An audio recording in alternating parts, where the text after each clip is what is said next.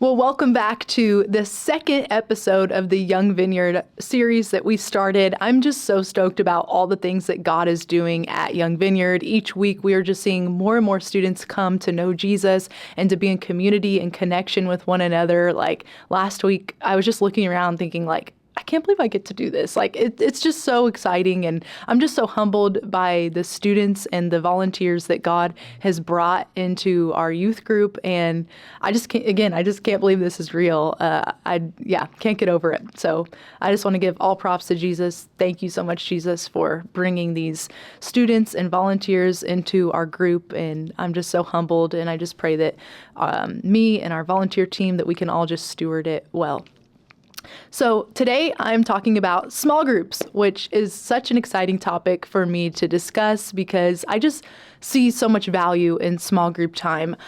When I took over youth ministry at the Vineyard in 2018, I started with leading the high school group, and I really just made small group big priority. So I changed our schedule a little bit to where I was doing less talking and the students were doing more talking, because we found that growth doesn't really happen in rows, it happens in circles.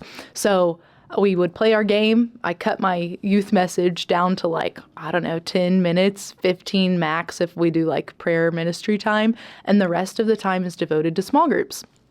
And the reason for that being is that as a teenagers feel like, I always felt like, and I think a lot of teens feel like, people are always talking at them instead of to them. And it really just does a lot for an adult to sit down and really just hear what a teenager has to say instead of telling them what to do and how to feel. And because we really just don't understand. I know we've all been teenagers before, but it really doesn't help them to say, oh, I've been there before, you'll get through it. Or to say, oh, when you're older, you won't even care about that stuff. It's no, they care about it because they're living it. Being a teenager is so hard. And so to have a safe adult to confide in and to talk to and to just know that whatever they say is okay in the moment and just being there for them really goes a long way. And so really just want to push into the value of having small groups. So in our small group dynamic, we try to split it between 2 to 3 students. But lately, because our numbers have grown so much, we've had some big small groups. I wouldn't even call them small groups right now. So my goal is really to get us back to small groups, because it's easier to talk in a small group with less people. It's easier for a student to become vulnerable and be more open when there's less listeners in the group. And so I really want to get back to a place where we only have 2 to 3 students in a group and then 1 leader per that group. And so I want to equip you. I want to set you up well to do that. So the first step in being a small group leader is listening. Listening. And it's so much harder to do that, I think, especially for someone like me, that is a natural talker, but to just listen to what they have to say. And I send out the small group questions, not for it to be this thing where, oh my gosh, we have to get through this list of questions before 12:30 and let's hurry up and get through them. But instead to ask the question for it to prompt us to be able to get through the group, not to get through the questions, but to get through the group to better understand the student and to connect them then back to Jesus. And so in our small group time, it's really, really important that we make it a priority to listen to the students. And this was really funny the other week. So I was taught when I got trained to do small groups that you have to let it breathe. You have to ask the question and let it be awkward. If you have a bunch of students that really they don't want to be the first to speak up, or you don't have the talkers in the group, you just sit there. You ask the question and you sit there and you wait for someone to break the awkward silence, because there is always going to be someone that's okay, I'll just say it, because we all feel awkward. I feel awkward. The students feel awkward, but someone will break that silence. And so the goal is for it to not be us as the leader and just get through the questions, but to allow that awkward silence and wait for a student to speak up, because 9 times out of 10, they have an answer in their head. They know what they want to say. It's just they don't have that urgency or that confidence maybe to speak out. But if we leave that tension of the awkward silence, it leaves this space of the teenager being all right, I guess I'll just say the question because I'm already thinking it in my head. So that's the goal, to get them to talk and to get them to feel safe to talk and to share, and not to give some answer just because. Or I never want it to be a place where they feel like they have to have the right answer. Like, how do we learn more about Jesus? Read your Bible. How do we learn more about Jesus? Go to church. Like, yeah, we know that, like those are good answers, but let's get real here. Like, how can you actually fit Jesus into your daily life? You play sports, you go to school, you hang out with your friends. Where does Jesus fit in with that? And then have them answer a legit question, or have them answer the question with a legit answer. So that's kind of the goal, is that it wouldn't just be this questionnaire, like one and done thing, but that we can listen to what they have to say. And really, the art of listening is so lost in a generation of things like this podcast and YouTube, and we want to talk and we want to tell our opinion and we want to type on Facebook and we want to say what we, feel and all this stuff. We have to learn to be quiet. We have to learn to listen. We have to learn to ask the question and search for the answer. We have to learn to sit back. And I think learning to listen to God, right? Listen for God, that's a whole nother thing. But then learning to listen to a student. And again, not jumping to the answer or jumping to whatever you want it to be, but let them answer from their perspective, because that's what it's all about, right? We're trying to understand them from their perspective to then bring them to the perspective of Jesus and bring them closer to Jesus. So that's the goal, is to really just listen to the student. And I always say in the group too, there's no right or wrong answer. It's not like school. It's not like there's this test and you picked A, B, or C, and I always seem to pick C when I didn't know the answer.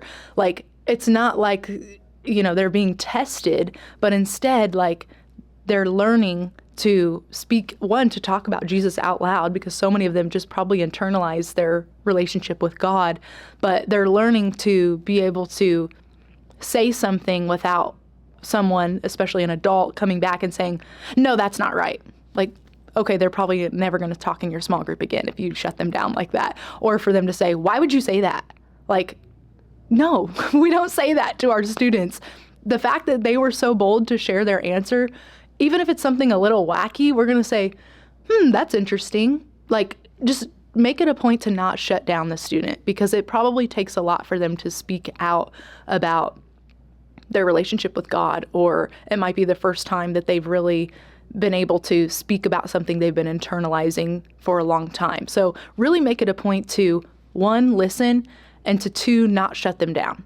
Make it a point to not shut them down and not make them feel dumb and not make them feel like, why would you say that, type thing. Even if you're thinking in your head, why the heck did they just say that? Don't say that out loud, because they're teenagers, they're fragile, they're our babies, they're our sheep. Let's take care of them. We have to be just so gentle with them.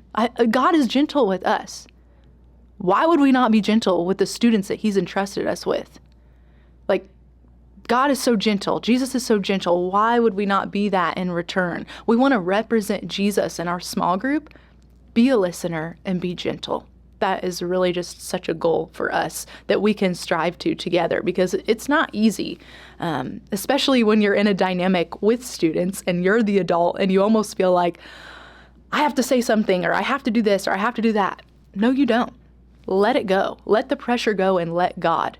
That saying, it's like so common, let go and let God. Literally let go of the ego, let go of the judgment, let go of trying to have it all figured out, and let God move in your small group, because God is going to do so much more in a student's life than we ever can. And so if we're setting it up to be listeners, if we're setting it up to be gentle, if we're setting it up to be this safe space for teenagers to come and tell us that they have been having a really rough week, or that they really just don't know how to read their Bible, how much more can God do with that than a by the book answer or shutting them down and telling them that they're wrong? Like, it's just such a night and day difference. So I'm like, protect small groups at all costs. Like, that is my goal. Protect the small group, protect the small group. And it can be very difficult for me to let that, be. But there's a saying that we have on the Vineyard staff, and it's let the bush grow wild and then trim it back. So I really want you guys to have this authority, or this feeling, or this ownership, I guess is the best word, over your group. Like, yes, this is my small group. Is there going to be times that maybe we accidentally say something wrong? Yes. Is there going to be times when we don't have the answer? Yes. But how can we, best steward our group? How can we best listen for God? How can we do that? But then also knowing that there's always going to be room for improvement. So you have your group. I'm going to let you grow wild. I'm going to let you do your thing. Please listen to this and take it into perspective.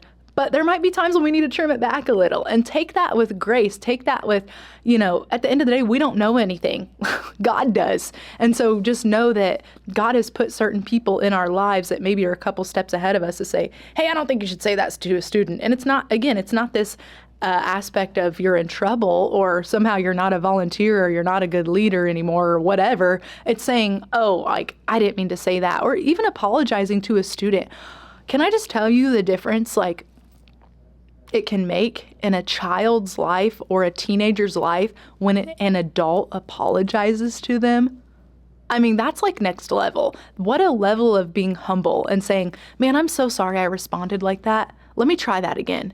Or, hey, I said this to you and I kind of noticed that you shut down after that. I'm sorry I said that. Can we talk about that? Wow, that really does a lot. And it's saying that we as adults, again, we don't have this hard authority or this thing over these students, but again, that we're all God's children, that we're all coming to church, that we're all growing, that we're all listening for God, that we're all on this same level of being God's children. And again, as leaders, we're a couple steps ahead of the student. So yes, we are to lead them at the same time while being on the same level. And so, again, I'm so passionate about small groups, and I really, really want it to be this safe space for a student to come in and know that they are loved, to know that they're cherished, not only by God, but by their leader, that they matter, that we notice if they're not there, that if they miss a Sunday, that their leader is texting them saying, hey, I didn't see you this Sunday. I hope you have everything's okay, or I hope you have a good week. And just being able to let it be known that we noticed that you weren't here.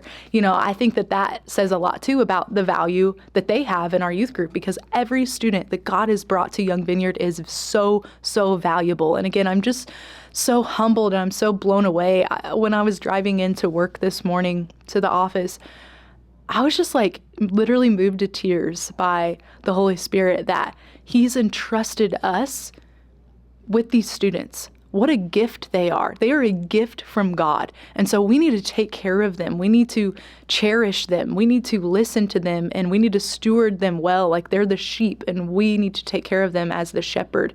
And yeah, I was seriously crying on my way to work, oh my gosh, because I was just so humbled by, we get to do this, We get to do this. The students don't have to be there. They don't have to be at church. Half of them come on their own. They're not coming with their parents. Half of them are coming on their own, and they're going home to parents saying, why do you go to church? Why do you waste your time going to church? Or I don't approve of you getting baptized, or I don't approve of you, being at church. A lot of them, that's their reality. So the fact that God has brought them to us to care for them is a huge deal. And the fact that they're showing up on a Sunday when they could literally be doing anything else, what a gift that is. How amazing is that? And that God, I could cry just talking about it, that God chose me, that God chose you to help them in their journey with Jesus. What a gift that is. And so if we approach Sunday mornings, if we approach these students as a gift from God, if we approach this all as a gift from the Almighty God, that He trusts us with the students, how much more beneficial, how much more life, how much more growth, how much more of God's presence, I believe, will be at our youth group if we remember that it's all because of Him and it all goes back to Him, that it's not on the leader. Thank you, Jesus. It's not on me, that it's really not on you, but it's God. It's God that brings the increase. And so I just want to sit with you in that and just know that these children are a gift from God. And I thank you for being there on a Sunday to help lead them to Jesus. And again, just that small group would just be this really cherished time that we have with the students, that it wouldn't be, let's get through these questions, or that it wouldn't be, a leader waiting to tell them what to do. And then the other aspect of small group, which is so, so huge, the third thing is going to be that it's not about you. The small group time is not about you. This is not time for a leader to share their problems in the week. This is not time for me to talk about the crappy week that I had or what I'm struggling with. It's my time as a leader to listen and to hear how my students' week went. It's our time to listen and to see how their week was. We don't want to waste time talking about ourselves. If that's like your group and they're just sitting there listening to the leader go on and on about negative or positive things from their week, that's not what it's about. It's not about us. It's about the students. And so being able to take the mindset off me, and being able to switch that and say, how was your week? Or what's going on with this relationship? Hey, I know your parents are separating. How are you doing with that? Like, be so into their lives. And so again, small group time is not a time for the leader to talk about themselves. Now, I encourage you as a leader to get in a small group, in a life group for adults, and talk about it with other adults. I think it's inappropriate to talk to teenagers and students about your life, like problems, and to search for sympathy or to search for that from a student, because I just really don't think they have the emotional wherewithal to get through school, to get through their own problems. Maybe they deal with that at home from a parent. Then to come to small group and, oh, now I got to listen to my small group leader's problems. Like, no, that's not the place for that. I would love to be a place for that for you, though. If that's something that you're like, man, I really don't have anyone to talk to and I'm going through these things, I will be that for you. Or find a life group of other adults and peers to work that through with. Most importantly, get along with Jesus about it. But so I just want to put that out there, that it's not the time for you to share your deepest, darkest problems. It's time for them to share, the student to share their deepest, darkest problems, right? Because they don't have an outlet for that. They don't have anybody else to go to. This is their group. And I want them to really have ownership of that. Like, this is my small group. Like, I can talk about what I need to talk about. I know whenever I go to small group this week, from a student's POV, I know whenever I go to small group this week, I'm going to get prayer. I know that my leader's going to be there for me. I know that I can get through this week because my leader's there waiting to talk to me about X, Y, and Z. And so that could be the only thing that got them through the week. You would be so amazed on the different things that a student struggles with throughout the week, especially home life. I've noticed that what appears to be on the outside is very solemnly what's really going on at home, or what's going on the inside internally. People can put on a front and a show a lot of times, but what really goes on behind closed doors and what these students deal with on a daily basis, I believe that we need to be soft, that we need to have God's heart always towards all people, but specifically for these students that He's entrusted us with, because at home, I know that it can be very difficult. And I know that a lot of these students deal with a really difficult home life. So for them to come to youth group and say, oh, I can rest, this is my safe space. Like, we want to be that for them. We want youth group and small group to be a safe space for the students. So I'm so excited about what God's doing. Again, I really, really, really just push for small group time. I really want that to be a time all about the students and not all about us, and to be gentle with our words, and also to not be quick. This is one thing that can also be a big jump for someone that's learning to become a small group leader. A big challenge for a new small group leader would be to not answer the questions yourself, but again, to wait for the student to answer, because we're older than them, right? We're going to have a little bit more of a perspective. We've had the questions, ahead of time, so we've had time to think about it. I don't want us to jump in and just answer the question right away. Again, even if there's a little bit of silence, this can be difficult. We all, struggle in different ways. It can be very difficult to not just want to answer the question on how you would respond or on how you would answer it, but rather letting the youth student answer the question. Because again, like, our natural instinct or our natural thing is to come back and be like, well, no one's answering this. I think da-da-da-da-da. And then you just laid out probably the most profound, perfect answer in the group. Good job, gold star. But then your whole group's like, well, what do I say to that? Nothing. It's on their phone, like it's just, I wanted to set it up for the student to be the one speaking the most. I did a small group leader training that I sat through. I didn't teach it. Who taught it was actually Alexi George. He is the pastor at the Vineyard in India, and we actually sponsor their Vineyard in India. And he's good friends with my family, and he came to do a small group leader training. And one of the most important things that I remember from his training was a sign of a successful small group. And I'm going to tell you what the sign of a successful small group is. Are you ready? The sign of a successful small group is when you have a circle of people. You have the small group and you have the leader. A successful small group is when your small group is all talking amongst themselves and the leader sits back and the leader says nothing. And you have this organic dynamic and you have conversation between the small group and you have this conversation going between students, and you as a leader get to sit back and listen. You as a leader get to sit back and watch as they make these connections with their peers, as they make connections with one another, and you don't say anything. All you do is ask the question. All you do is set it up for these connections to be made and for these answers to go back and forth and for God to do what he does within the group. And again, you as the leader, nothing. You don't say anything and you let them be and let them be in there. Now, we can, guide the group, right? We can sit back and be that, but that's a successful small group. A successful small group is for the students and for the peers to be talking amongst each other and for the leader to sit back and literally say nothing. And I thought that was so good. That training was like in, 2014, 2015, and that is so stuck with me. And as I'm saying this, I'm like, man, like I need to get better about that because everyone struggles to want to give an answer or to speak up or to whatever. One last thing I want to bring up about small group is if we have a new student, okay, it's their first time they've ever been to church. Also, what's really unique about our church is we have a lot of first-timers because we do meet at the YMCA, and as we grow, we are going to be getting more and more students, and we do have so many students that have never been to church in their life.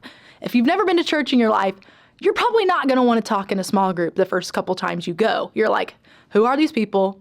What the heck is church? I'm still learning about Jesus. I don't know what to say. I don't know what to do. I'm just going to sit here and observe, and that's okay. You let them do that. Never, please never, especially if it's their first time there, ask this small group question and be like, Billy, what do you think about that? And it's Billy's first time at church and he's like, I don't know, like I just came here. I'm here for the snacks. I'm just observing. I'm just hanging out. Let them observe. Let them hang out. Let them just be in the group because it's the exposure of the group dynamic that eventually they'll get there to answer or to, be more involved in the group. But their first time, second time, they're just observing and let them. Don't call them out. Don't make them feel some type of way.